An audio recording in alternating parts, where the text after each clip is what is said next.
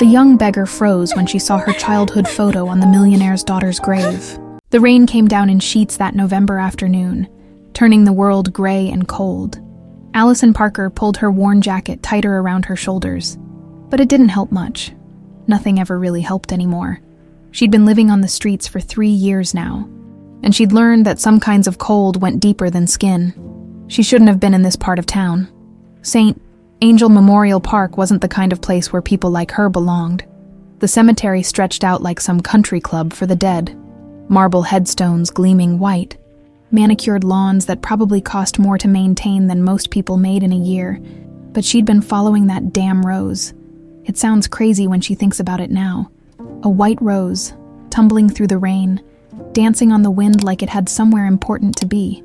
She'd spotted it outside a flower shop 3 blocks back, and something about it just pulled at her, made her chest ache in a way she couldn't explain. So she'd followed it, through the rain, past the iron gates with their fancy scrollwork, into the land of the dead and the wealthy. The rose finally came to rest against a black marble mausoleum, its petals somehow still perfect despite the storm. Allison bent down to pick it up, and that's when she saw the headstone. Her knees hit the wet grass before she even realized she was falling. Emily Grace Bennett, 2001-2018, beloved daughter. But it wasn't the name that made her world tilt sideways. It was the photograph, silver-framed, protected behind glass. A little girl, maybe 7 years old, smiling at the camera with a blue stuffed rabbit clutched in her arms. The little girl had Allison's face. Not similar, not kind of like. The exact same face she'd seen in the one photograph she had from her childhood at the orphanage. Same green eyes with those weird gold flecks. Same slightly crooked front tooth. Same everything. Her hands shook as she reached out to touch the cold marble. This didn't make sense. This couldn't make sense. She was Allison Parker. She'd grown up in St. Mary's Home for Children, a gray building that smelled like industrial cleaner and sadness. She'd never had a family, never had a name like Bennett, never had anyone who loved her enough to build her a marble tomb. But that face, a flash hit her, sudden and violent like lightning behind her eyes. A garden, enormous and green, and smelling like jasmine. Someone singing, a woman's voice, soft and sweet, then darkness, cold hands, fear so intense it felt like drowning. "Who are you?" Allison gasped and spun around.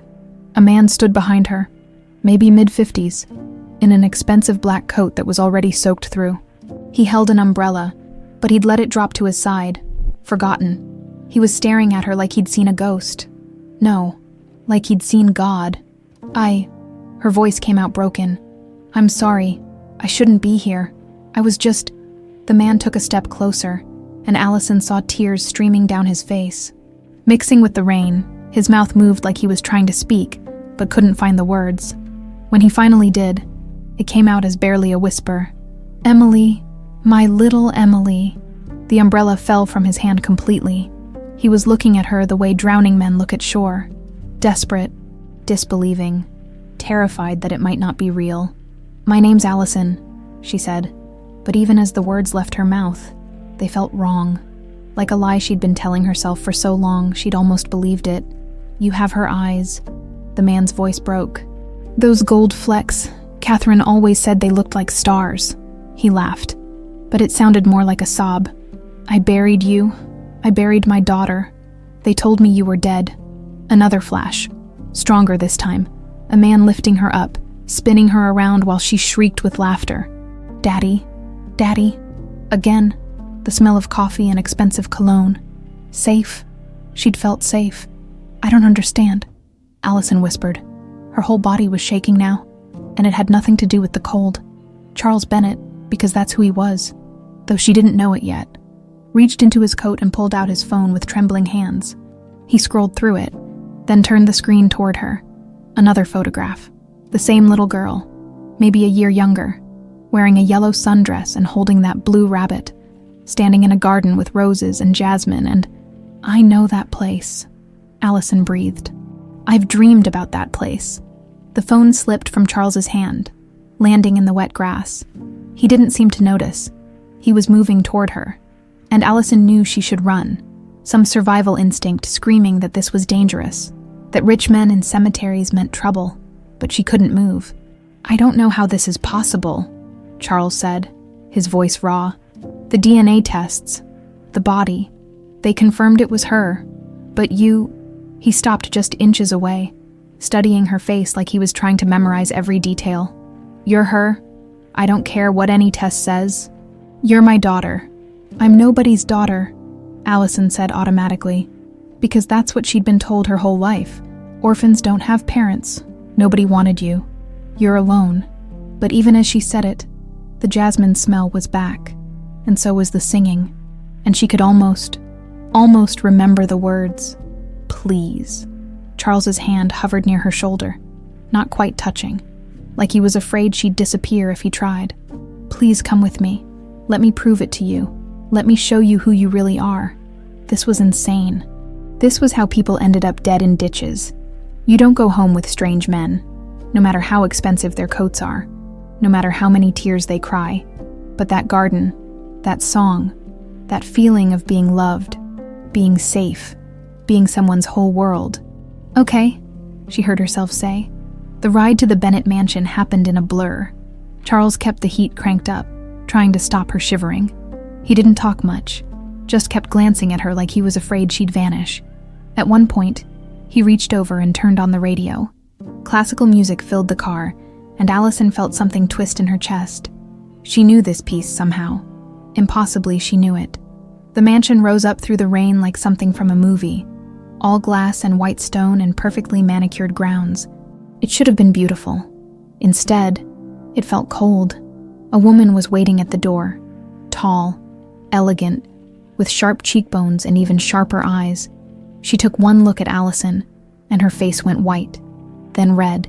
"Charles, what the hell is this?" "Victoria, this is..."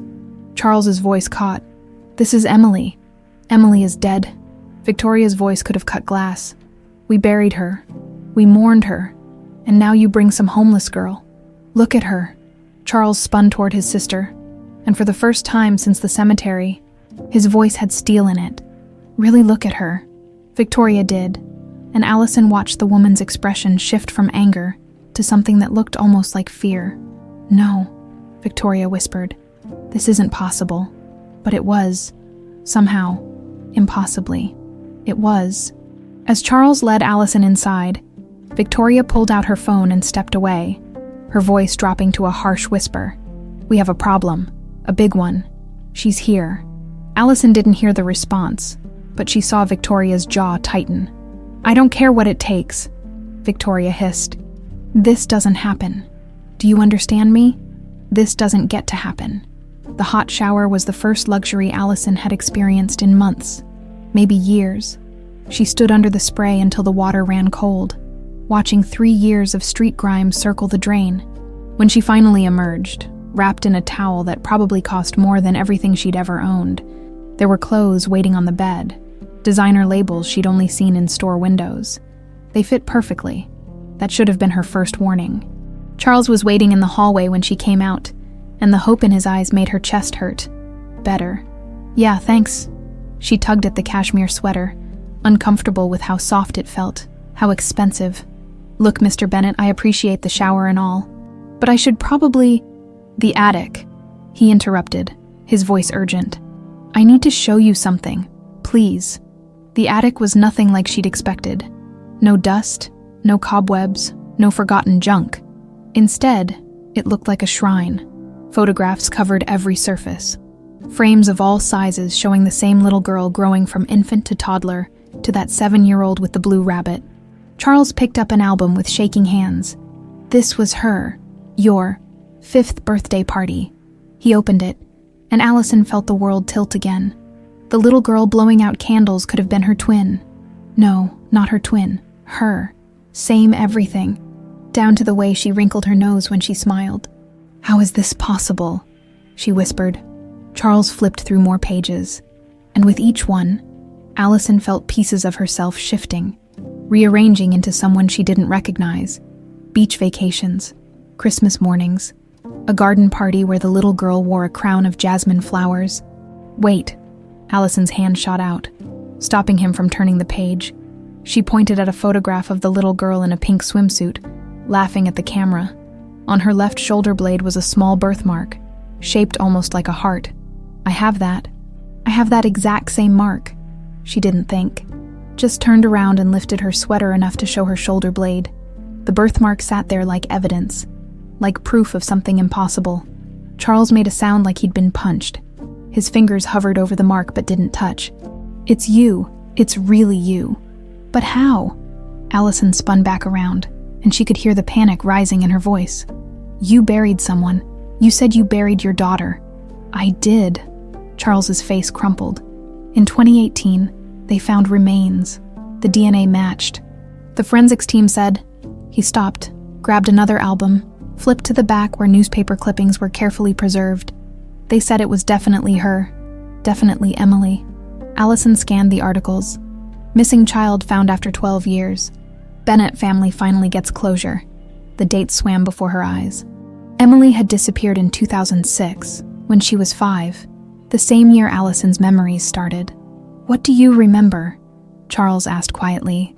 About before. Nothing. The word came out flat. I woke up in St. Mary's orphanage when I was 5. They said I'd been found wandering near the highway. No id, no memory. They gave me a name, Allison Parker, and that was it. I grew up there until I aged out at 18. And your records, there aren't any. She'd tried to find them once, desperate for some clue about who she was. The building had a fire in 2010. Everything from before then was destroyed. They said it was an electrical thing. Charles went very still. That's convenient. The door burst open, and Victoria swept in like a cold wind. This has gone far enough, Charles. Victoria, look at the photographs. I've seen the photographs. Victoria's voice was ice. I've also seen the DNA results from 2018 that proved conclusively that Emily Grace Bennett is dead and buried in St. Angel Memorial Park. She turned to Allison, and her smile was all teeth. I'm sorry for whatever con you're running, dear, but it won't work. I'm not, Allison started, but Victoria cut her off. The birthmark can be faked. Plastic surgery can alter a face, and a desperate homeless girl might see an opportunity and take it. She pulled out her phone, scrolled, and showed the screen to Charles. This is the DNA report. 99.9% match. Emily is dead. Allison felt something cold settle in her stomach. Of course this was too good to be true. She was nobody, and nobody doesn't suddenly become somebody just because they want it badly enough. I should go, she said quietly. No. Charles's hand caught her wrist, gentle but firm. No, something isn't right here, Victoria, who processed that DNA test. The company lab, same as always. Our company lab. Charles's eyes narrowed. The lab where you have full administrative access. The temperature in the room dropped about 20 degrees. Victoria's smile turned brittle. Are you accusing me of something, brother? I'm saying I want an independent test done today. Fine. Victoria headed for the door, then paused. But when it comes back negative, she's gone. And you're going to accept that Emily is dead and move on. Finally, the door slammed behind her. Charles and Allison stood in the silence, surrounded by ghosts of a little girl who might or might not have been her. You don't have to do this, Allison said. The test. She's probably right. This is just some weird coincidence. Do you believe that? She wanted to, believing it would be easier, safer. But then she looked at the photographs again, and the jasmine smell was back, and the memory hit her like a freight train. Dark, so dark, rough hands grabbing her, a voice, not Daddy's voice, saying, "Shut up, kid." Or this gets worse. The trunk of a car, crying, then lights, harsh and fluorescent. A woman in gray telling her that her name was Allison now, that she had no family, that this was her life now. Forget, the woman said. Forget everything before. Allison came back to herself on the floor, Charles kneeling beside her, looking terrified. What happened? Are you okay? I remembered. Her voice shook. Someone took me. Someone. She grabbed his arm. I was in a car trunk, then an orphanage. A woman told me to forget. She said I had no family. Charles's face went white, then red with fury. Who would do this? But Allison was already thinking about the timing. 2006, the fire in 2010 that destroyed all records, the DNA test in 2018 that conveniently closed the case forever, and Victoria, who had full access to the company lab. Mr. Bennett? Charles, please, call me Charles. Charles! The name felt right in her mouth. What happens if I really am Emily? What happens to the company, the estate, everything? You'd be my heir. Everything would go to you. He paused. Victoria has been running most operations since Catherine died. Since Emily, since you, disappeared. She's powerful, wealthy, but it all depends on me not having an heir. They looked at each other, and Allison saw her own understanding reflected in his eyes. She wouldn't, Charles whispered, but he didn't sound sure. Allison thought about Victoria's face when she'd seen her. Not just anger, fear. We need to be careful, she said. That night, tucked into a bedroom that might have been hers once, Allison had the nightmare again, but this time, she remembered more. The car trunk, the orphanage, and a voice on a phone in the background. A woman's voice saying, "It's done. The Bennett girl is gone. No one will ever find her." She woke up screaming Charles's name. No, not Charles. "Daddy." The dining room could have seated 30 people easily. Crystal chandeliers cast prismatic light across a table that stretched forever, set with china that probably cost more than a car. Allison sat at one end, Charles at the other, and Victoria perched in the middle like a viper coiled to strike. "So," Victoria cut into her steak with surgical precision, "tell us about yourself, Allison. Where exactly have you been living?" "Victoria," Charles warned. "What?" "It's a reasonable question. If she's going to stay here, we should know something about her." Victoria's smile was poison sweet. "Unless there's something to hide." Allison set down her fork. 3 years on the streets had taught her to spot predators, and Victoria Bennett was definitely one. "I've been homeless for 3 years. Before that, I aged out of foster care. Before that, St. Mary's orphanage. Happy now. Fascinating." Victoria took a delicate sip of wine. "And in all that time, you never once thought to look for your real family." "I tried. Everything was destroyed in the fire. How convenient." "Enough." Charles's voice cracked like a whip. "The independent DNA test will be processed tomorrow. Until then, Allison is our guest, and you will treat her with respect." Victoria's smile never wavered, but her eyes went cold. "Of course, though I have to wonder, what kind of girl shows up at a cemetery, sees an opportunity, and takes advantage of a grieving father?" Something in Allison snapped. Maybe it was the 3 years of people looking through her like she didn't exist. Maybe it was the memories clawing at the edges of her mind. Maybe it was just that she was tired of being told she was nobody. She stood up, hands flat on the table. "You want to know what kind of girl I am? I'm the kind who survives. The kind who doesn't quit even when everything's telling her to lie down and die. And I'm the kind who knows when someone's lying through their teeth." "Lying?" Victoria's voice could have frozen fire. "That's a bold accusation." "Is it?" Allison leaned forward. "Because you keep talking about that DNA test like it's gospel. But DNA can be faked, right? Labs can be bribed, especially when someone has administrative access." Victoria stood so fast her chair toppled backward. "How dare you?" "Sit down, both of you." Charles's voice cut through the tension. "This isn't helping anything." But Allison couldn't sit down. The memories were coming faster now, pushing at her skull like they wanted out. She could feel something building, something desperate trying to break through. "There was a garden," she said suddenly. "Roses and jasmine, and someone was singing. A woman with brown hair and kind eyes. She sang..." The words caught in her throat. She sang something. I can almost... The melody came from nowhere and everywhere at once. Allison's voice, rough from disuse, stumbled over notes she somehow knew by heart. "Sleep, my pretty girl. Let the angels keep you." The world stopped. Charles dropped his wine glass. It shattered on the marble floor, deep red spreading like blood. But nobody moved. He was staring at Allison like she'd just parted the Red Sea. "Where did you learn that?" His voice was barely a whisper. "I don't know. It came to me.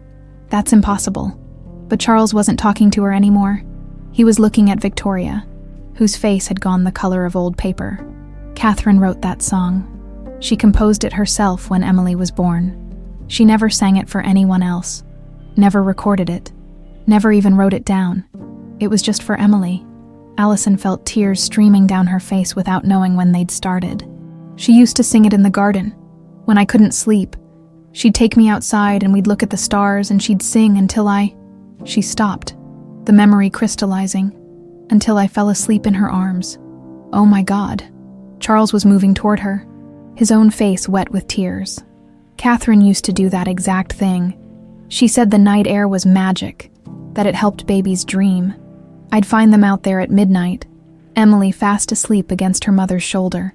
This proves nothing, Victoria said, but her voice shook. Someone could have told her. Who? Charles spun on his sister. Catherine died when Emily was 3. This house has been locked up tight since the kidnapping. The only people who knew that song were Catherine, Emily, and me. So tell me, Victoria, how does a homeless girl from St. Mary's orphanage know a lullaby that was never shared with another living soul? Victoria's mouth opened and closed. For the first time since Allison had met her, the woman looked genuinely rattled. I need air, Victoria said abruptly, and fled the room. Allison heard her in the hallway, her voice low and urgent. We have a problem. She's remembering things she shouldn't be able to remember. The response was too quiet to hear, but Victoria's next words were crystal clear. I don't care what it costs. This ends now. Do whatever you have to do. Charles heard it too. His expression hardened into something Allison hadn't seen before. Protective, dangerous. We need to move fast. If Victoria's involved in this, if she really did. He couldn't finish the sentence. I'm calling my lawyer and a private investigator.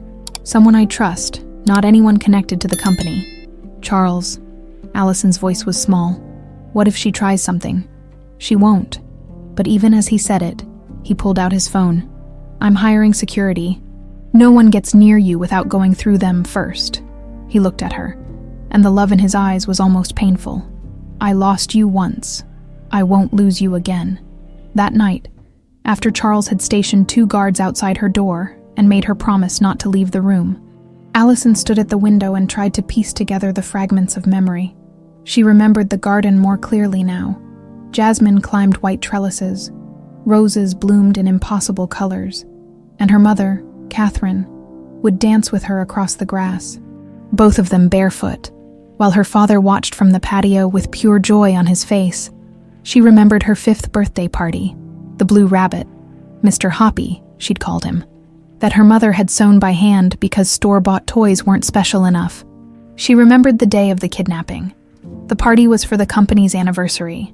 Hundreds of people wandering the grounds, her parents distracted, and someone, a man she didn't know, offering her candy if she'd follow him to see the special surprise. She'd followed. God help her. She'd followed. The rest was darkness and terror, and a woman in gray telling her that her name was Allison Parker, that she had no family, that she needed to forget everything before this moment. But the song had stayed, buried deep, waiting for the right moment to surface. Sleep, my pretty girl. Let the angels keep you. She sang it now, softly, to the empty room, and somewhere in the house, Charles stood in his dead wife's studio, looking at the piano where Catherine had composed that melody 23 years ago, and wept. Downstairs, Victoria paced her office, phone pressed to her ear. Richard, we can't wait for the test results. She knows the song. Do you understand what that means? She's really her. We need to act now. What are you suggesting? The lawyer's voice was careful. I'm suggesting we remind my brother what happens when he doesn't listen to reason. Accidents happen every day. A pause. How much are we talking? Whatever it takes, just make her disappear. Again.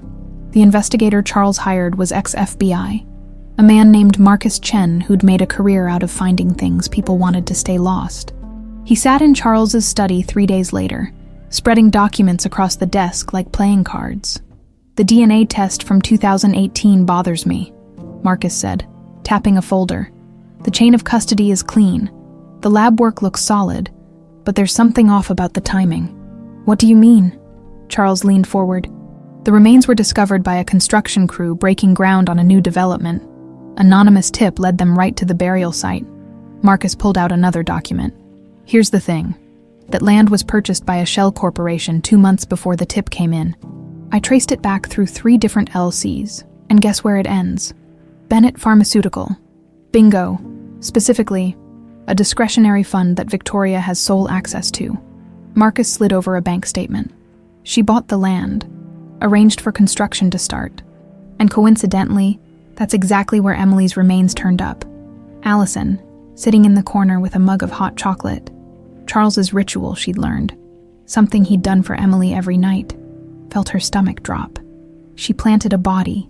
That's my working theory. The DNA would have matched because she had access to Emily's biological samples, hair, blood work, whatever the lab needed. But the actual remains, Marcus shook his head, could have been anyone. Charles's face had gone pale. My own sister. How long has she been planning this? That's what I'm trying to figure out. Marcus pulled up something on his laptop. I've been digging into the original kidnapping. The case went cold fast, but there were some interesting details. Witness reported seeing a dark sedan near the property that day. Partial plate was run.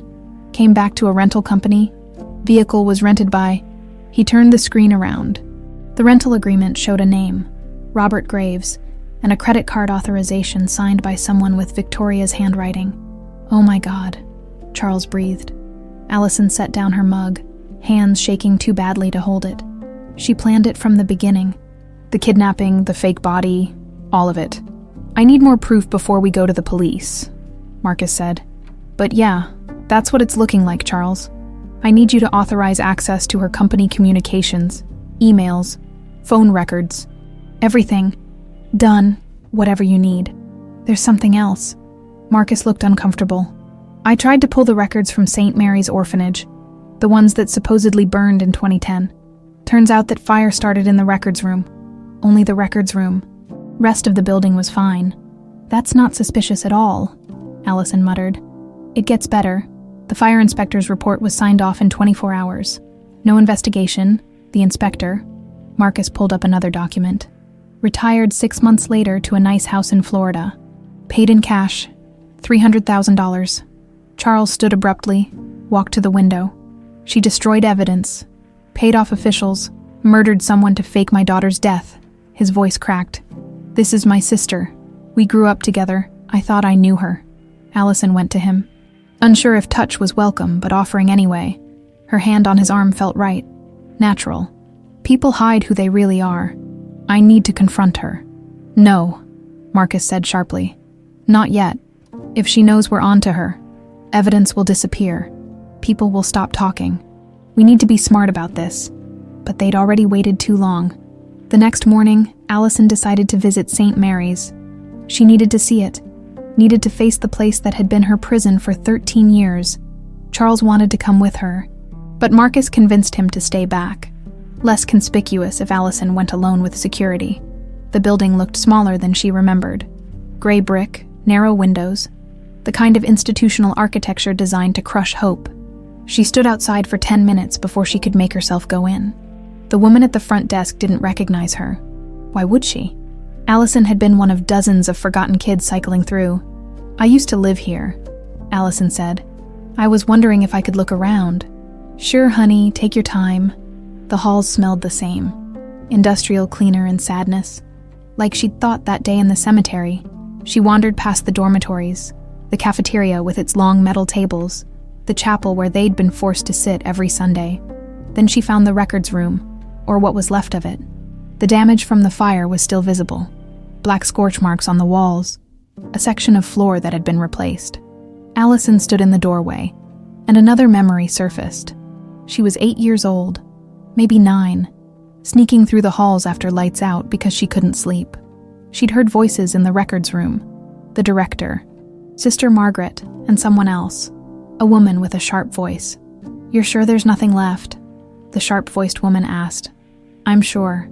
Every document with her name on it is gone. It's like she never existed before we found her. Good. Keep it that way. If anyone asks questions, no one will. We don't encourage attachment here. She's just another orphan, one of many. Young Allison had run back to her bunk, not understanding but knowing somehow that those words were important. Now, standing in the damaged room, Allison understood. They'd been talking about her, making sure Emily Bennett stayed buried. "Can I help you?" Allison spun. An elderly nun stood behind her, leaning on a cane. Sister Margaret, older and frailer, but still sharp-eyed. Sister Margaret. "I don't know if you remember me. Allison Parker. I lived here from 2006 to 2018. Recognition flickered across the old woman's face, followed by something that looked like fear. "You should go. I just want to know the truth. About where I came from. About the fire. There's nothing to know. The fire was an accident. Your records were destroyed, that's all." But Sister Margaret's hands shook on her cane. "Please. Someone took my whole life from me. Someone made me disappear. And you know something about it. Don't you?" The nun's face crumpled. She looked around, then lowered her voice to barely a whisper. "I'm dying. Cancer. The doctors say I have maybe 3 months." She met Allison's eyes. "I've been carrying this for 17 years, and it's been eating me alive." Allison's heart hammered. "Tell me, the woman who brought you here, she paid me $50,000 to falsify your intake records. Said you were found on the highway. No memory, no family. But that wasn't true, was it? You remembered things. You had nightmares.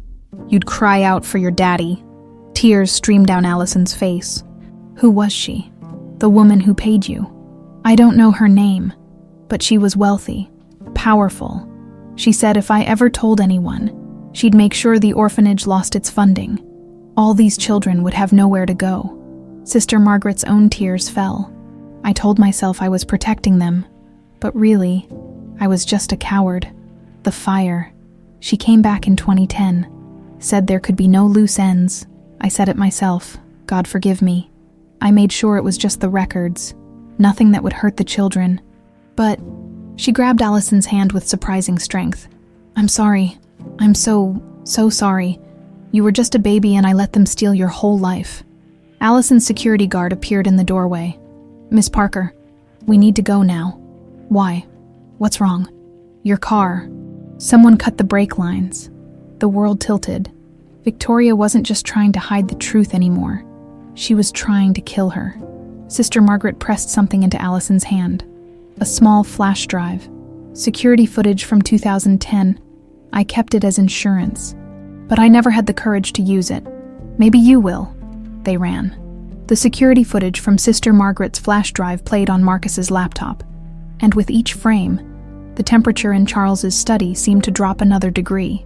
The timestamp read, June 3rd, 2010, 2:47 a.m. A woman in dark clothes and a baseball cap entered through the orphanage's side door, a door that should have been locked. She moved with purpose, heading straight for the records room. No hesitation, no searching. She knew exactly where she was going. When she turned toward the camera for just a second, adjusting her cap, her face was partially visible. Victoria Bennett. "That's her," Charles said, his voice hollow. "That's my sister." The footage showed Victoria pouring accelerant, setting the fire with methodical precision. Then she was gone, disappearing into the night like she'd never been there at all. Marcus closed the laptop. "This is enough for the police, along with the rental car records, the Shell Corporation, the bribed fire inspector." "It's not enough." Charles stood, pacing like a caged animal. "She'll lawyer up. She'll claim the footage is fake, that someone's trying to frame her. We need more. We need something she can't explain away." "Charles," Allison said quietly. She'd been silent since they'd returned from the orphanage, processing the fact that someone had tried to kill her. "Maybe we should just go to the police now before she tries again." "She will try again." Charles stopped pacing, looked at her with haunted eyes. "I know my sister. She doesn't leave loose ends. If we don't finish this, if we don't get proof that's absolutely bulletproof, she'll find a way to..."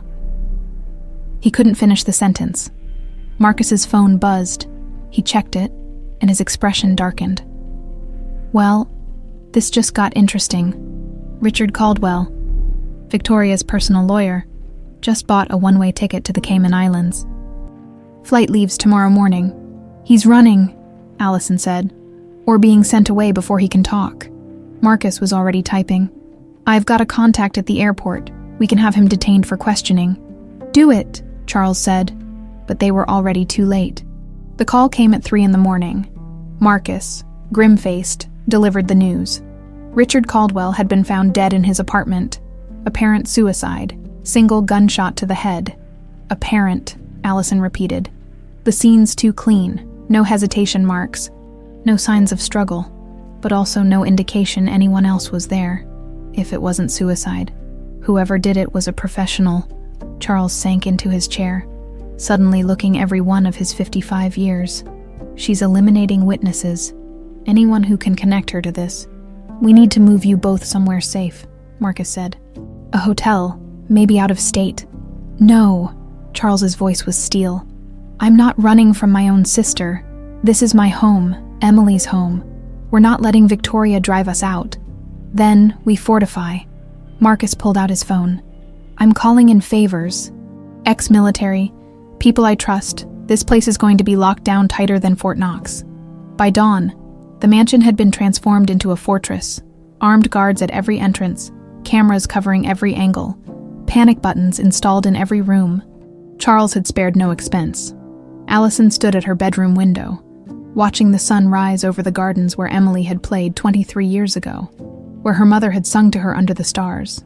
It should have felt like coming home. Instead, it felt like being under siege. A knock at her door. "It's me," Charles called. She let him in. He was carrying 2 mugs of hot chocolate. Their ritual, the one thing that felt normal in all this chaos. "Couldn't sleep either," he asked. "Every time I close my eyes, I see that car, the cut brake lines. How close I came to..." She took the mug, grateful for something to do with her hands. Why does she hate me so much? I was 5 years old. What did I ever do to her? Charles sat on the edge of her bed, and for a moment he just looked tired. Old. "It's not about you, sweetheart. It's never been about you." He took a sip of his chocolate, gathering his thoughts. "Victoria and I, we didn't have an easy childhood. Our father was a hard man, demanding. Nothing was ever good enough for him, but especially not Victoria. Because she was a girl, because she was older, he expected her to be perfect, to pave the way for me, the golden child, the son who'd inherit everything." Charles's voice was bitter. "She worked twice as hard as I ever did. Got better grades, better job offers, but it didn't matter. When Dad died, he left the company to me, left her a token amount and a pat on the head." Allison thought about the elegant, cold woman who'd tried to have her killed. "She resented you. She hated me. But she hid it well. When Catherine and I had Emily, I thought, I hoped, that maybe Victoria could find happiness in being an aunt. Catherine certainly tried to include her, but then Catherine got sick." His voice cracked. 3 months. That's all we had from diagnosis to losing her. And Emily was only 3. She didn't understand why Mommy wasn't coming back. "I remember," Allison whispered. "I remember crying, and you holding me, telling me Mommy was with the angels now." Charles's hand found hers. "You were my whole world after that. My reason to keep going. And Victoria, she saw that. She saw how much I loved you, how you'd inherit everything, and all that old resentment just festered, turned into something toxic. So she took me away. She took you away," Charles confirmed. "And then she took her time, positioning herself in the company, consolidating power. When she found your body in 2018, I was so broken, so ready to give up, that I just handed her everything, let her run the business, stopped caring about anything. Until 3 days ago. When I found my daughter again," he squeezed her hand. "And I'm not losing you a second time. I don't care what it costs." A commotion downstairs broke the moment. Shouting, heavy footsteps. Marcus appeared in the doorway, face grim. "We've got a problem." One of the security guards, he was on Victoria's payroll, he disabled 3 cameras and unlocked the east entrance before we caught him. "Caught him how?" Charles demanded. "One of my guys got suspicious, checked his background, former military. Dishonorably discharged for taking bribes. Victoria hired him through a temp agency 3 months ago, right after Allison showed up. 3 months ago, Victoria had been planning this since the cemetery. "Where is he now?" Allison asked. "Police have him.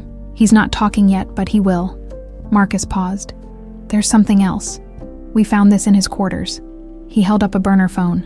Text messages from an unknown number, instructions on when to disable security, and this. He pulled up a message. "Make it look like an accident tonight." Tonight. They'd been planning to kill her tonight. Charles stood, and when he spoke, his voice could have cut glass. "Get Victoria on the phone. Tell her I want to see her. Here, now." "Charles, that's not. Now." "Marcus." 20 minutes later, Victoria swept into the study like she owned it, which Allison supposed. She'd thought she did. "Really, Charles? Armed guards? You're being paranoid. Sit down, Victoria." Something in his voice made her pause. She sat, elegant and composed, but Allison could see the calculation in her eyes. Charles slid the security footage across the desk. "Want to explain this?" Victoria didn't even look at it. "I don't know what you're talking about." "The orphanage, June 2010. You set that fire yourself." "That's ridiculous. Someone's clearly doctored. Richard Caldwell is dead." Charles interrupted. "Shot in his apartment last night. Very convenient timing, don't you think?" For the first time, Victoria's composure cracked. Just a flicker, but Allison saw it. Fear. "I had nothing to do with that. Richard he was unstable. Everyone knew that. And the guard, the one you paid to disable our security." Victoria stood abruptly. "I don't have to listen to these accusations. You're clearly not in your right mind. This girl has poisoned you against your own family. You did that yourself," Charles said quietly. "When you kidnapped my daughter, when you murdered some innocent girl and passed her off as Emily, when you tried to have her killed, twice now. You can't prove any of that." "Actually," Marcus said from the doorway, "we can. Your bank records show payments to Robert Graves, the kidnapper, to the fire inspector, to the security guard. We've got the rental car records, the Shell Corporation, and witnesses ready to testify. It's over, Victoria." Victoria's face twisted into something ugly. "Over? It's not over. You think you can destroy me? I built this company. While you were crying over your dead wife and lost daughter, I was making deals, securing contracts, turning Bennett Pharmaceutical into an empire. And you want to throw it all away for some homeless girl who probably isn't even—" "I am Emily," Allison said, standing. "And you know it. That's why you're so desperate to kill me."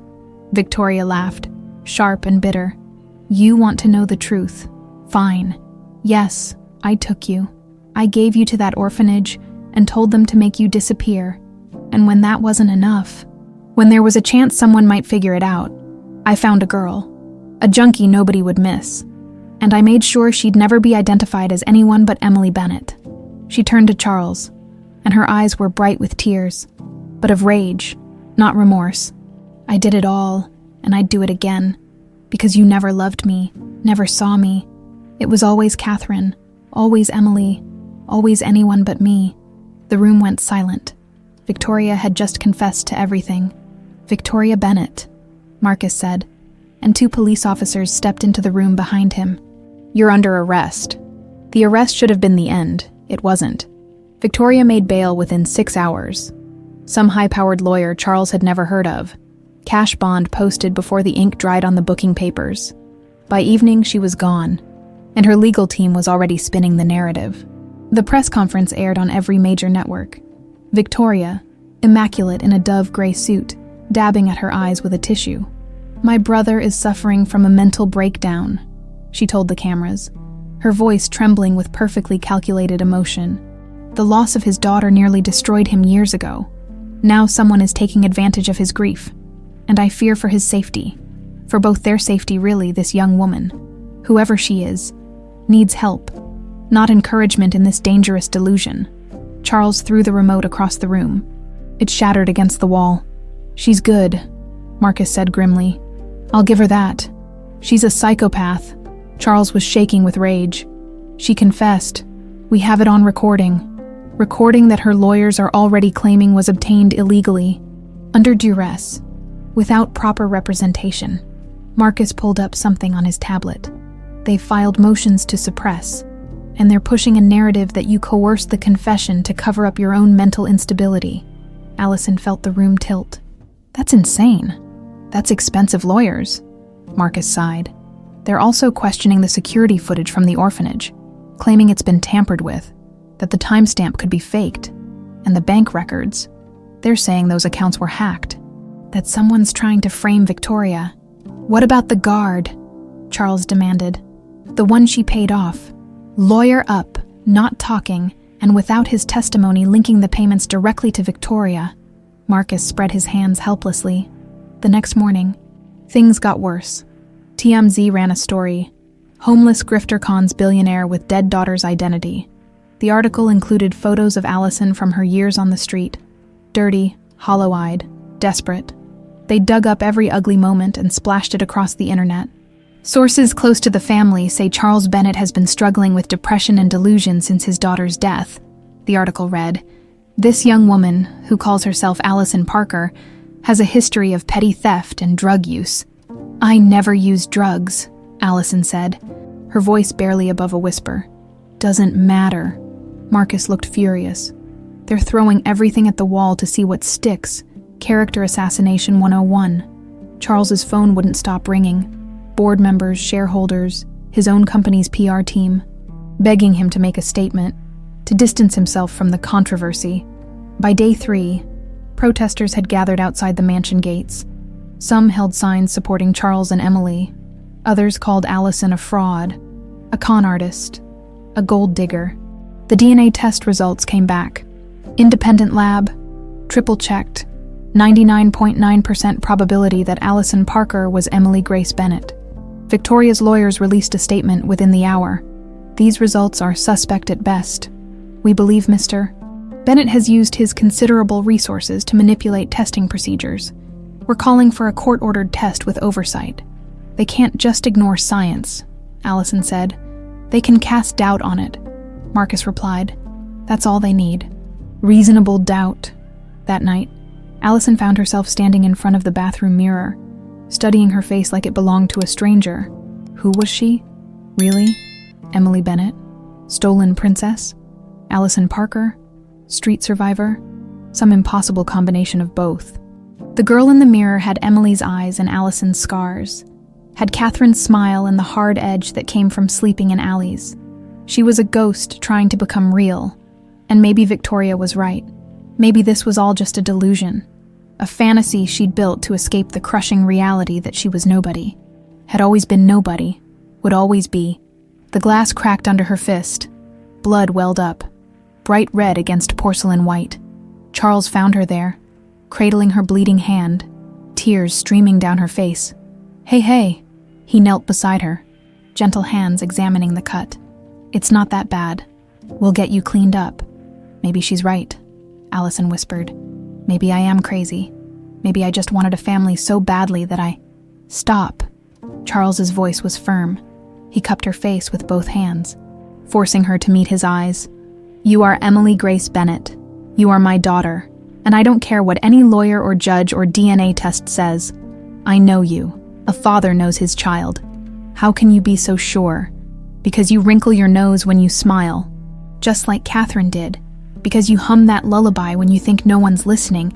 Because you take your hot chocolate with extra marshmallows and you hate the crusts on sandwiches, and you're afraid of thunderstorms, but you pretend not to be." His voice broke. "Because when I look at you, I see every moment I missed. Every birthday and Christmas and ordinary Tuesday. I see my daughter, and no amount of money or legal maneuvering is going to make me unsee that." Allison collapsed against him, sobbing. Charles held her, rocking slightly, the way he must have when she was small. "I'm scared," she admitted. "What if they win? What if Victoria gets away with everything?" "She won't. You don't know that." "No," Charles agreed. "I don't. But I know this. I didn't survive losing you once just to give up now. We're going to fight. We're going to prove the truth. And we're going to make damn sure Victoria pays for what she did." A knock interrupted them. Marcus stood in the doorway, his expression strange. "You need to see this." They followed him downstairs to the study, where Marcus's laptop displayed an email. The sender was anonymous, but the subject line read, "You want proof? Here's proof." The email contained video files, dozens of them. Marcus clicked on the first one. Security footage, dated March 15th, 2006, 2 months before Emily's kidnapping. Victoria in her office, meeting with a man. The audio was crystal clear. "I need you to take care of a problem," Victoria said. "What kind of problem?" The man, Robert Graves, according to Marcus's facial recognition, leaned back in his chair. "My brother's daughter, she needs to disappear. Permanently would be preferable, but I'll settle for untraceable. Kids what, 5? That's cold, even for me. Can you do it or not?" A pause. "Yeah, I can do it, but it'll cost you. Money isn't an issue." Victoria slid an envelope across the desk. "Down payment. You'll get the rest when it's done." The video ended. Marcus clicked on the next one, then the next, each one more damning than the last. Victoria planning the kidnapping in meticulous detail. Victoria paying off Sister Margaret. Victoria arranging for the fake body in 2018. Victoria ordering Richard to handle Allison when she reappeared. "Where did this come from?" Charles breathed. "The email says it's from a friend with access to Bennett Pharmaceuticals' private server." Marcus looked thoughtful. "Someone inside the company. Someone Victoria trusted enough to give server access to. Her assistant," Charles said suddenly. "James. He's been with her for 15 years. I always thought he was loyal to a fault. Maybe he found his limit." Marcus was already typing. "I'm sending these to the DA. This is ironclad. No judge is going to suppress this." But Allison was barely listening. She was watching the last video. Victoria alone in her office, talking to herself. Or maybe recording a diary entry. "I should feel guilty," Victoria said to the camera. Her face twisted with something that might have been pain. "I should feel something for that little girl, but all I feel is relief. She's gone. The golden child, Daddy's princess, finally gone. And now maybe, finally, Charles will see me, will value what I do, will love me the way he loved her." The video ended. The study fell silent. "She really believed that," Allison said softly. "She really thought that if I was gone, he'd love her. Some people," Marcus said quietly, "are just broken, and they break everything around them trying to fix themselves." Charles pulled out his phone. Dialed when someone answered, he said simply, "It's over, Victoria. We have everything. Every video, every conversation, every crime. Turn yourself in, or the police will come get you. Your choice." A long silence. Then Victoria's laugh, brittle and sharp. "You really think you've won, don't you? You have no idea what I'm capable of." The line went dead. Marcus swore. "That sounded like a threat." Charles finished. He turned to the security detail. "Lock this place down. No one in or out without my authorization. And someone find Victoria Bennett now." Victoria was gone. Her penthouse apartment, empty. Her office, cleared out. Her personal accounts, drained and closed. Within 12 hours of that phone call, Victoria Bennett had vanished like smoke. She had an exit strategy, Marcus said, studying his laptop in Charles's study. "Probably planned it years ago. Private jet filed a flight plan to Geneva 3 hours after your call. By the time authorities tried to ground it, the plane was already in international airspace." Charles slammed his fist on the desk. "So she just gets away with it, after everything." "Not if I can help it." Marcus pulled up a new screen. "The anonymous videos. I traced the source. They came from inside Bennett Pharmaceuticals' server, but the access point was James Morrison's workstation. Victoria's assistant. James." Charles looked stunned. "He's worked for her for 15 years. Why would he turn on her now? Let me ask him." Marcus was already dialing. James Morrison agreed to meet at a neutral location, a coffee shop downtown. Busy enough that violence was unlikely, but quiet enough to talk. He looked like he hadn't slept in days. Dark circles under his eyes, hands shaking as he stirred his untouched coffee. "I should have come forward years ago," James said without preamble. "But I was afraid, Victoria. She has a way of destroying people who cross her." "Why now?" Charles asked. "Because she ordered me to do something I couldn't live with." James pulled out his phone, showed them a text. "She wanted me to arrange an accident for you too. Charles said you'd become too unstable, that the company needed new leadership. When I refused, she threatened my family. My daughter is 7 years old, the same age Emily was when... He stopped, swallowed hard. I couldn't do it. I couldn't be part of another child losing her father. So you sent us the videos, Marcus said. I sent everything I could find. Years of communications, security footage, financial records. I copied Victoria's entire private server before she could wipe it. James pushed a flash drive across the table. This is everything. Offshore accounts, shell corporations, payments to everyone involved in the conspiracy. It's all there. Charles took the drive like it was made of gold. This is enough to put her away for life. If you can find her. James's expression was grim. She's been planning this escape for years. Multiple passports, safe houses in a dozen countries, untraceable funds. She knew this day might come. Does she have any allies left? Marcus asked. Anyone who might be helping her? James hesitated. There's one person, Dr. Sarah Chen, the head of the genetics lab. She's the one who falsified the 2018 DNA results. Victoria's been paying her off ever since. Marcus and Charles exchanged looks. Where can we find her? Dr. Sarah Chen lived in a modest house in the suburbs, a far cry from the luxury Victoria surrounded herself with. She answered the door in yoga pants and an oversized sweater, looking more like a soccer mom than a co-conspirator in kidnapping and murder. When she saw who was at her door, her face went pale. I was wondering when you'd show up, she said quietly. They sat in her kitchen, warm and cluttered with children's drawings on the refrigerator. Sarah made tea with trembling hands. I want to start by saying I'm sorry, she began. I know that doesn't mean anything, doesn't fix what I did, but I'm sorry. Tell us about the DNA test, Charles said. His voice was calm, but Allison could see the fury barely contained beneath the surface. Sarah took a shaky breath. Victoria came to me in 2018, said she needed a favor. She had biological samples, hair, blood, from Emily Bennett's medical records, and she had remains that needed to be identified as Emily's. Remains from someone else, Marcus said. A teenage girl, runaway, drug addict. Victoria said she'd died of an overdose, that no one would miss her. Sarah's hands wrapped around her mug. She paid me $200,000 to make sure the DNA matched, to falsify the test results and sign off on the identification. You knew Emily might still be alive, Allison said, her voice tight with anger. You knew, and you helped Victoria close the case anyway. I told myself the girl was probably dead already, that Emily had been gone for 12 years. What were the odds she was still alive? And the money? Sarah's voice broke. My son needed surgery, experimental treatment that insurance wouldn't cover. Without that money, he would have died. So I made a choice. I saved my son and I damned someone else's daughter. Charles stood abruptly, walked to the window. When he spoke, his voice was ice. That teenage girl, the one who died, she had a name, a life, maybe no family to claim her, but she mattered. And you let Victoria use her corpse to bury the truth. I know.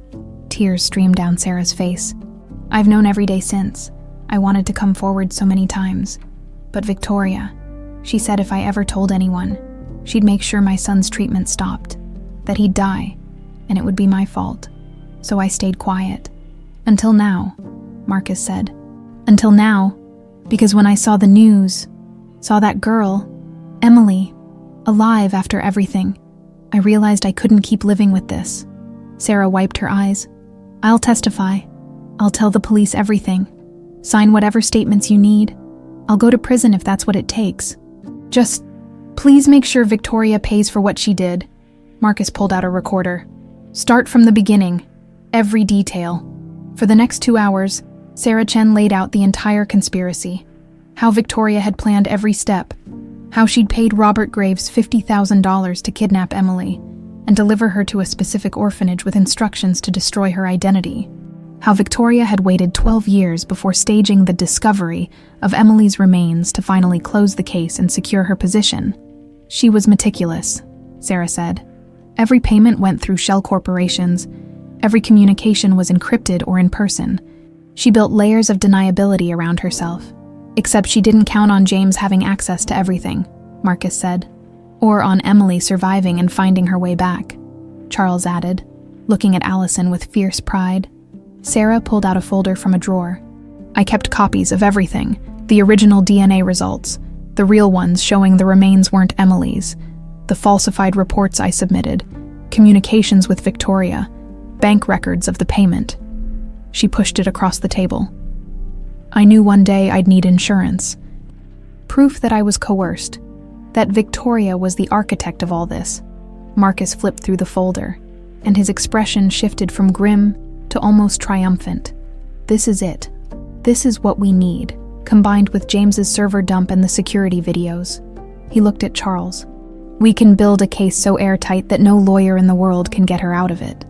Assuming we can find her, Charles said. We will. Marcus was already on his phone. I'm sending all of this to the DA and to Interpol. Victoria might think she's untouchable. But she left too many breadcrumbs. Someone will find her. Allison had been quiet through most of the conversation, processing the scope of Victoria's conspiracy. Now she spoke up. The girl, the one whose body was used. Do we know who she was? Sarah nodded sadly.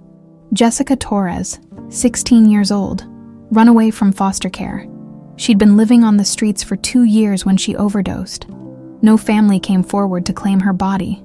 Someone should know her name, Allison said quietly. Someone should remember that she mattered. Charles put his hand on her shoulder. We'll make sure they do.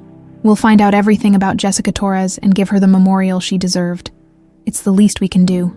They left Sarah's house with enough evidence to bury Victoria Bennett, legally and publicly. Marcus immediately coordinated with the authorities.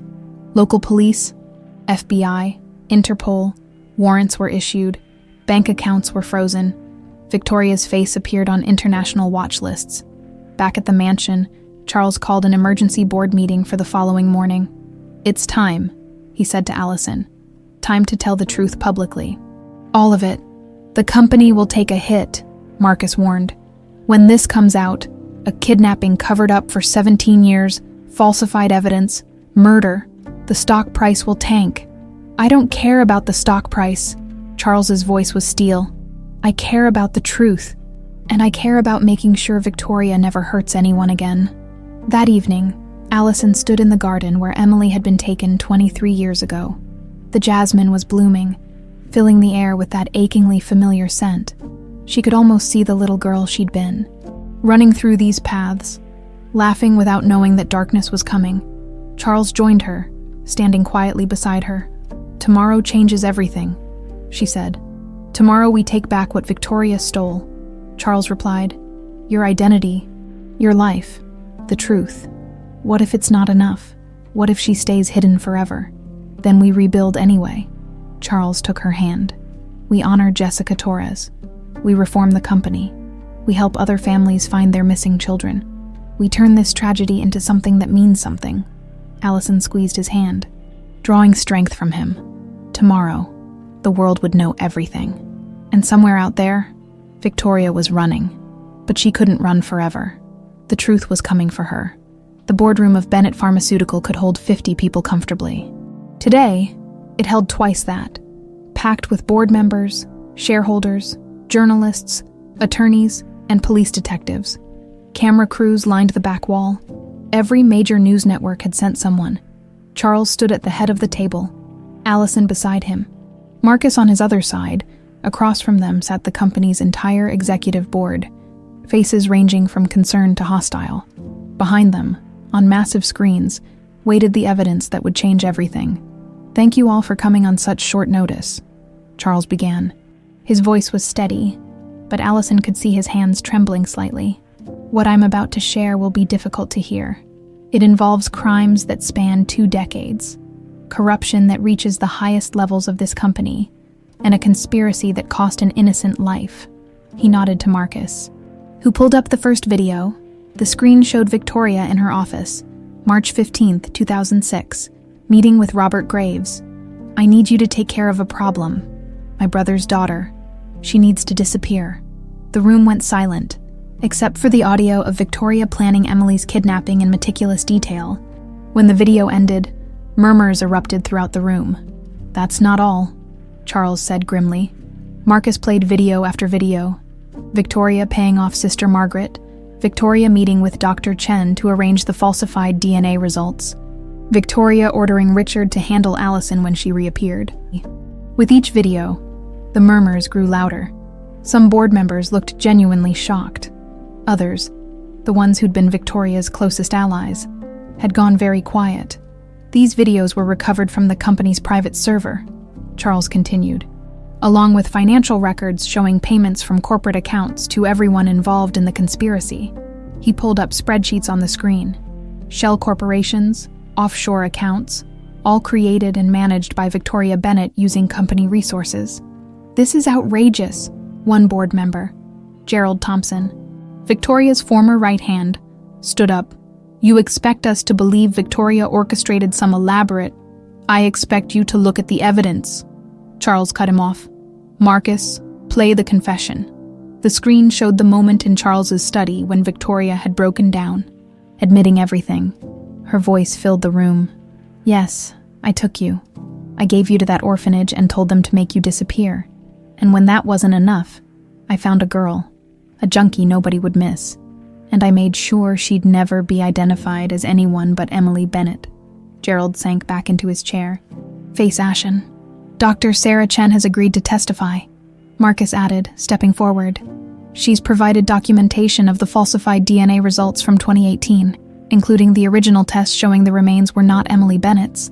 She's also provided evidence of payments from Victoria totaling $200,000. James Morrison, Victoria's personal assistant, has also come forward with additional evidence," Charles continued, "including this." He pulled up Victoria's final text to James. "Arrange an accident for Charles. Make it look natural. The company needs new leadership." The room erupted. Journalists shouted questions. Board members argued with each other. Flash photography illuminated the chaos like lightning. Charles raised his hand for quiet. "There's one more thing you need to know. The girl whose remains were used to fake Emily's death. Her name was Jessica Torres. She was 16 years old, a runaway with no family to claim her body. Victoria used her death to cover up a kidnapping and secure her position in this company." He pulled up a photograph. A young girl with dark hair and sad eyes.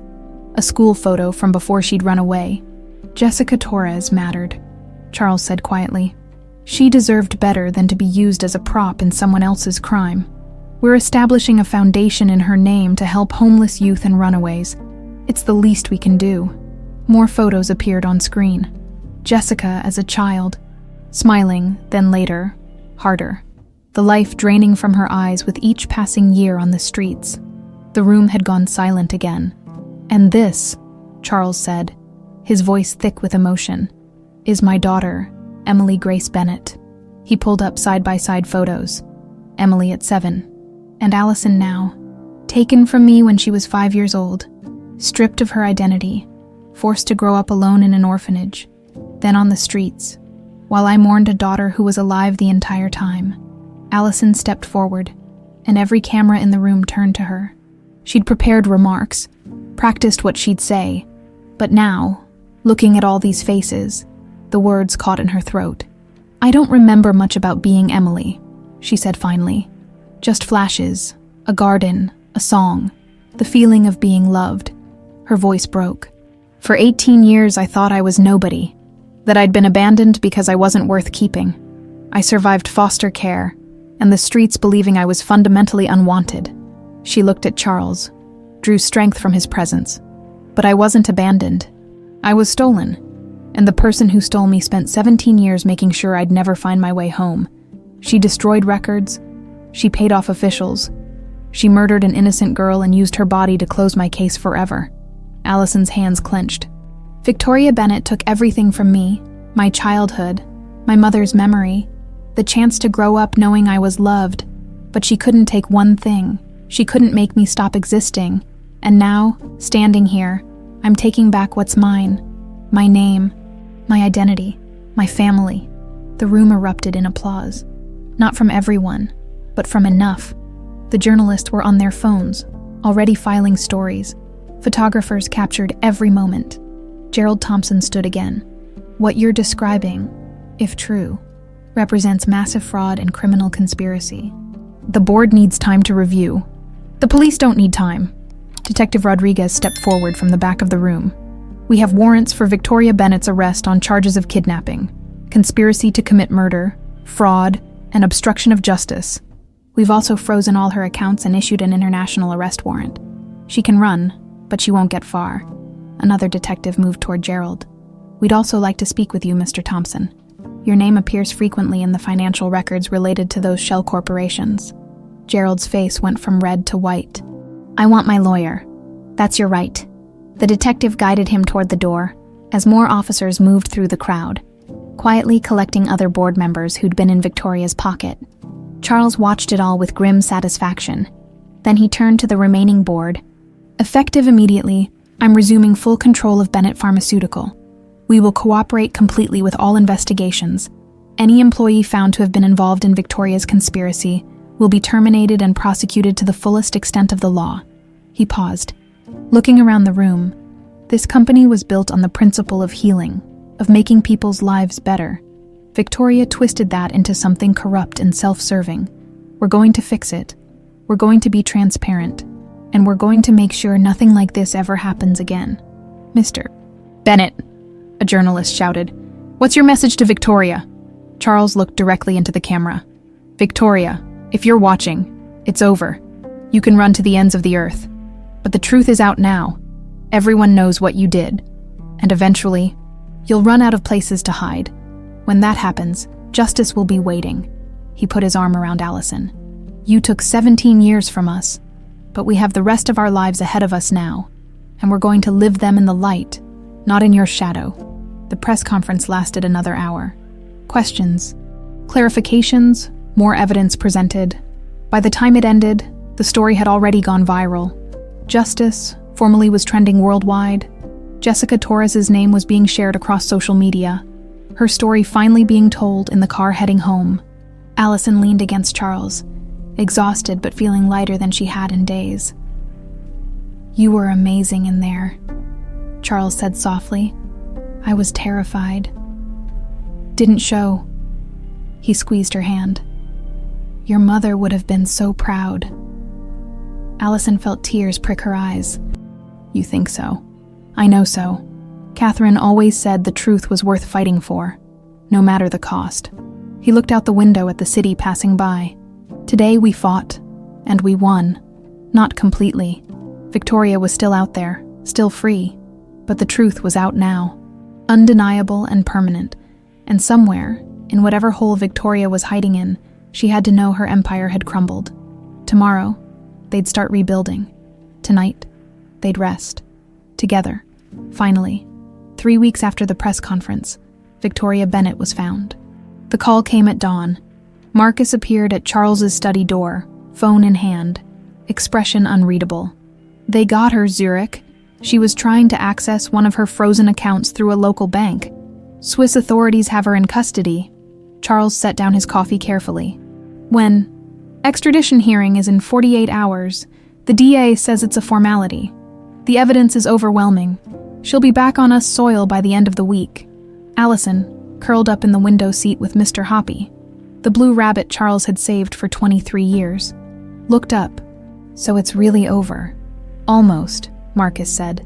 "There's still the trial, but with her confession on video, Sarah Chen's testimony, James's evidence, her lawyers are already talking plea deals." "No deals." Charles's voice was steel.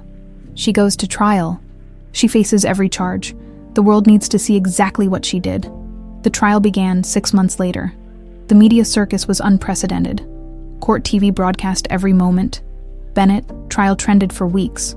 Richard Caldwell's death had been ruled a homicide after all. Ballistics proved the gun had been fired from an angle inconsistent with suicide. The hitman Victoria had hired turned state's evidence in exchange for a reduced sentence, providing detailed testimony about how Victoria had ordered the killing to silence her lawyer. The prosecution's case was devastating. Sarah Chen took the stand first. Walking the jury through the falsified DNA results with clinical precision, she admitted her crime, her voice shaking, and explained how Victoria had exploited her desperation to save her son. "I knew it was wrong," Sarah testified, tears streaming. "But when you're watching your child die, morality becomes negotiable. That's what Victoria counted on. She found people who were desperate and used that desperation as a weapon. James Morrison followed, presenting the entire contents of Victoria's private server. Emails, financial records, security footage, years of evidence showing meticulous planning and ruthless execution. Robert Graves, the kidnapper, testified via video link from prison. He described how Victoria had approached him, how she'd paid him $50,000 to take Emily from the garden party and deliver her to St. Mary's with instructions to ensure she'd never be identified. She was specific about it, Graves said, his voice flat with resignation to his own guilt. Said the kid needed to forget everything, become someone else. Gave me an extra 10 grand to make sure the orphanage understood that. No questions, no records, no way back. The courtroom was silent, except for someone crying softly in the gallery. Then came the autopsy report on Jessica Torres. The medical examiner explained how the 16-year-old had died of a fentanyl overdose, an overdose that was almost certainly accidental. Victoria hadn't killed her directly, but she'd used the girl's death with calculated cruelty. The deceased was a runaway with a history of substance abuse, the ME testified. She had no identifying documents. No one reported her missing, miss. Bennett knew exactly what kind of victim to choose, someone who wouldn't be missed. When it was time for the defense to present their case, Victoria's lawyers did their best. They argued diminished capacity due to childhood trauma. They brought in psychiatrists who diagnosed her with narcissistic personality disorder, claimed she wasn't fully responsible for her actions.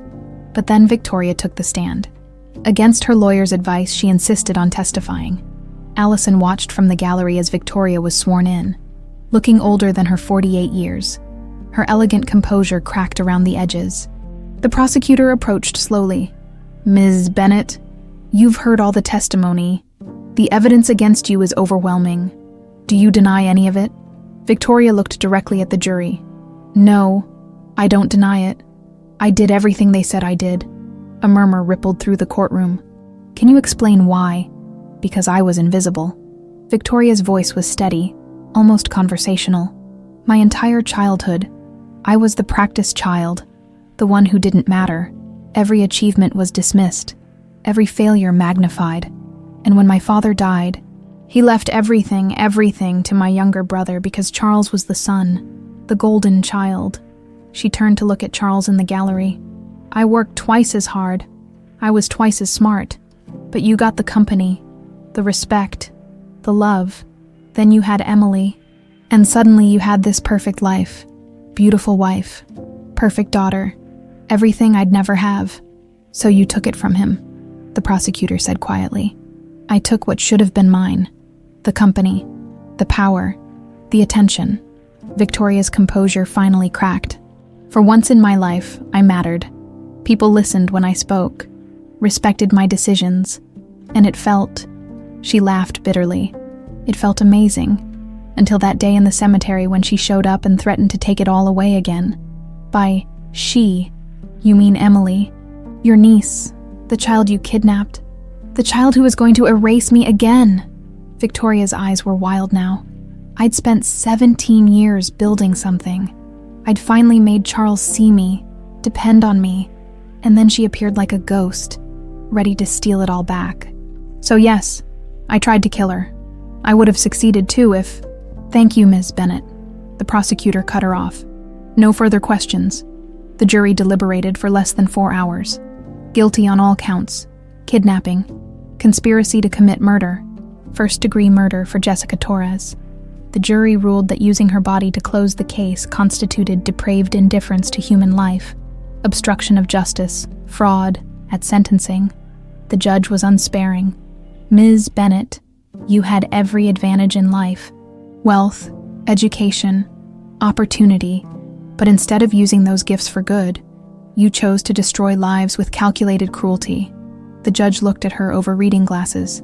You stole a child's entire existence. You murdered your own lawyer to silence him. You used a dead girl's body as a prop in your conspiracy. These aren't crimes of passion or desperation. They're crimes of pure narcissism. Richard Caldwell's murder alone carried a life sentence. Combined with everything else, Victoria Bennett would die in prison. 30 years on the kidnapping charge. Life without parole for first-degree murder. 15 years for conspiracy. To run consecutively.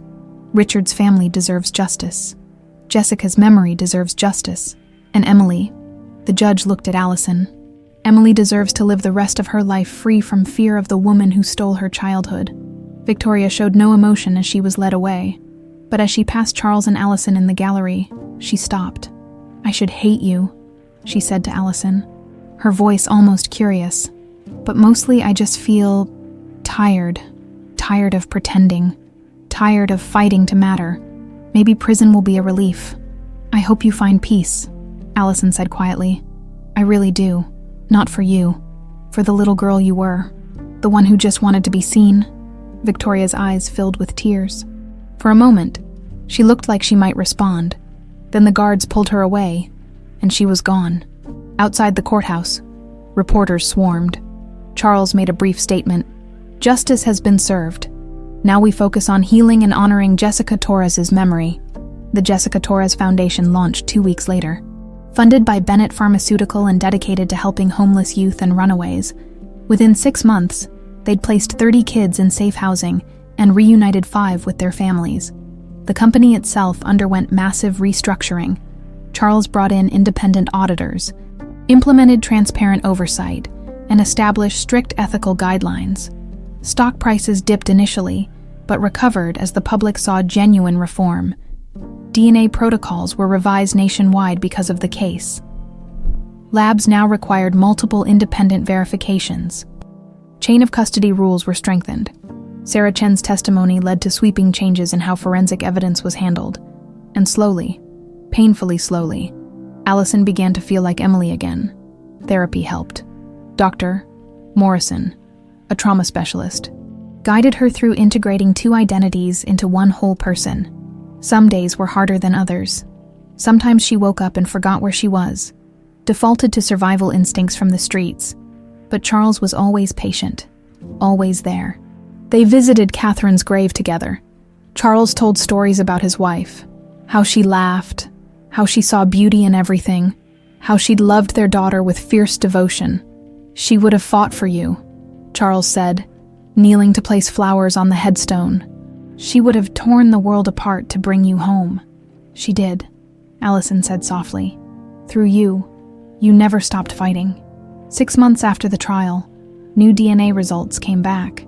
Ones done with every possible safeguard. They confirmed what everyone already knew. Allison Parker was Emily Grace Bennett. Legally, officially, irrevocably, the name change was finalized in a simple courthouse ceremony. Allison Parker became Emily Grace Bennett again, but she kept Allison as a middle name. "That girl survived," she explained to Charles. "She deserves to be remembered too." 1 year after the trial, Emily Grace Bennett stood in front of the mirror in her childhood bedroom, fully restored now, exactly as her mother had decorated it 23 years ago. Pale yellow walls, white furniture with delicate flower patterns, a bookshelf filled with picture books that Emily was slowly remembering. One story at a time, she adjusted the collar of her sweater and studied her reflection. The hollow-eyed girl who'd chased a rose through a cemetery was gone. In her place was someone who looked healthy, grounded, whole. The scars were still there. You didn't survive what she'd survived without marks, but they'd become part of her story, rather than the whole story. "You ready?" Charles called from downstairs. "Almost," she called back. Today was important. They were going to St. Angel Memorial Park, to the place where everything had changed. But this time, they weren't going as broken people searching for impossible answers. They were going to plant a garden. Emily picked up Mr. Hoppy from her bed, the blue rabbit never far from reach, and headed downstairs. Charles waited by the door, holding a box of white roses.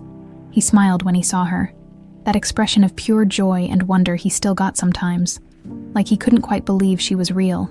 "Your mother would love what you're wearing," he said. "Yellow was her favorite color on you. I remember." And she did. More and more each day, fragments becoming full memories. The past filling in like a puzzle, finally getting its missing pieces. The drive to the cemetery was quiet but comfortable. They'd learned to exist in silence together, father and daughter finding peace in each other's presence. Marcus met them at the gates. He'd become more than an investigator. He was family now, the uncle Emily had never had. Behind him stood Dr.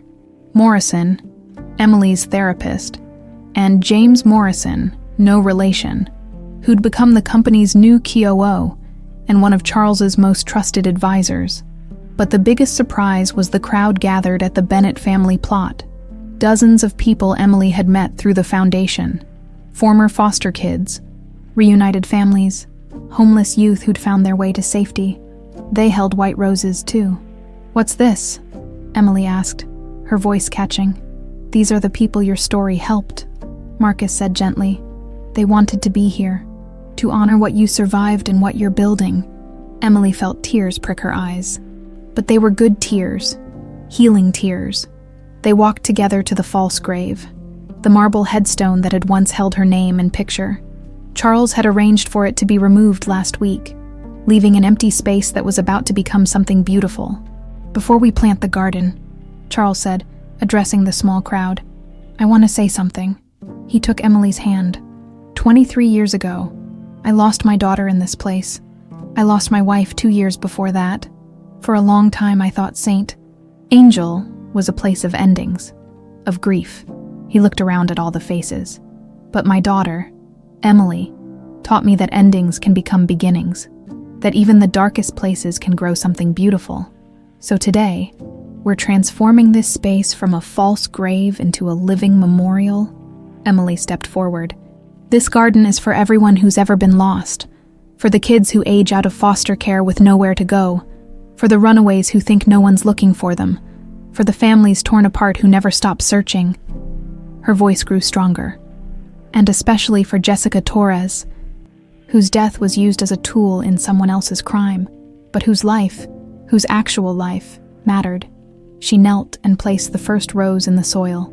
Jessica loved music. She wanted to be a singer.